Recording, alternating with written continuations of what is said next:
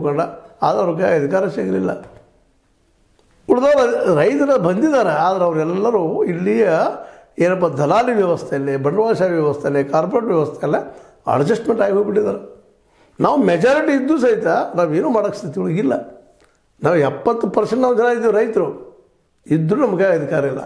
ನಮಗೆ ಕೇವಲ 35% ಬಂತಪ್ಪ ಅಂದರೆ ಟೋಟಲ್ ದೇಶದ ನಾವು ಅಧಿಕಾರ ಹಿಡಿತೀವಿ. 35% ಒಕ್ಕಟ್ಟಿಲ್ಲ ನಮ್ಮಲ್ಲೇ.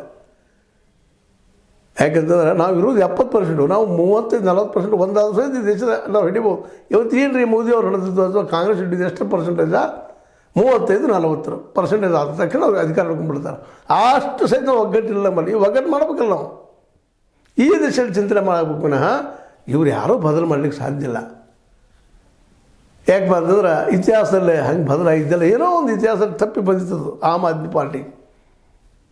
ಅಲ್ಲೂ ಏನಾಗಿಬಿಡ್ತಪ್ಪ ಅಂದ್ರೆ ನಮ್ಮ ಕೇಜ್ರಿವಾಲ್ ತಿರುಳಾಗ ನನ್ನ ಬಿಟ್ಟು ಮತ್ತಾರುಗಳ ಸೇರಿಕೊಂಡ ಅದು ಹಾಳಾಗಿ ಹೋಗ್ಬಿಡ್ತು. ರೈತ ಸಂಘಟನೆಗಳು ಆಗ್ತಾಯಿಲ್ಲ. ಎಲ್ಲರೂ ಬಂದವರು ನಮ್ಮ ಕೈಲೇ ಇರಲಿಲ್ಲ ಮಾಡಲಿಕ್ಕೆ ಹೋಗ್ತಾರೆ. ಆಗ ಸಹಜವಾಗಿ ಅನುಕೂಲ ಆಗ್ತದೆ. ಇಲ್ಲಿ ಬಂಡವಾಳಶಾಹಿಗಳಿಗೆ, ಇಲ್ಲಿ ವ್ಯಾಪಾರಿಗಳಿಗೆ, ಇಲ್ಲಿ ಕಾರ್ಪೊರೇಟ್ಗಳಿಗೆ ಯಾವ ರೀತಿ ನಿಮ್ಮ ಹಣಿ ಬೇಕಾದ್ರೆ ಎಷ್ಟಿದ್ದಾರೆ ಅವರೆಲ್ಲರೂ ಕೂಡ 10% ಒಳಗೆ ಇದ್ದಾರೆ. ಎಲ್ಲರಿಗೂ ಬಿಡಿದ್ರು 10% ಆಗುವುದಿಲ್ಲ. ಮತ್ತು ನೌಕರು ಕೂಡಿಸ್ಬೇಕು. ಎಲ್ಲರೂ ಕೂಡಿಸಿದಾಗ ಮಧ್ಯಮ ವರ್ಗ, ನೌಕರ ವರ್ಗ, ಶ್ರೀಮಂತರು ಎಲ್ಲರೂ ಕೂಡಿಸಿದಾಗ ನೀವು 10% ಆಗ್ಬೇಕಾದ್ರೆ ವಜ್ಜಾಡಿ ಹೋಗ್ತಾರೆ. ನಾವು 70-75% ಇದ್ದೀವಿ ರೈತರು. ಇನ್ನುಳಿದವ್ರು ಎಲ್ಲರೂ ಕೂಡ್ಯಾರೆ. ದಲಿತರು, ರೈತರು, ಅದೇ ಕಾಲಕ್ಕೆ ನಮ್ಮ ಆದಿವಾಸಿಗಳು, ಮೈನಾರಿಟಿ, ಅಲ್ಪಸಂಖ್ಯಾತರು ಕೂಡಿದ್ರೆ ನಾವು 90% ಆಗ್ತೀವಿ. ಆದರೆ ಇದು ಆಗಾಗ ಕೊಡವಲ್ರಿ ಅವ್ರು. ಆಗಾಗ ಕೊಡವಲ್ರಂದ್ರೆ ಅನ್ನೋಕ್ಕಿದ್ರು ನಾವು ಆಗ್ತಾಯಿಲ್ಲ.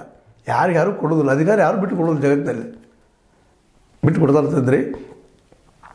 ಹೆಚ್ಚು 50% ಇದ್ದಾರೆ ಹೆಣ್ಮಕ್ಳು. ಇವತ್ತಿಗೆ 33% ರಿಸರ್ವ್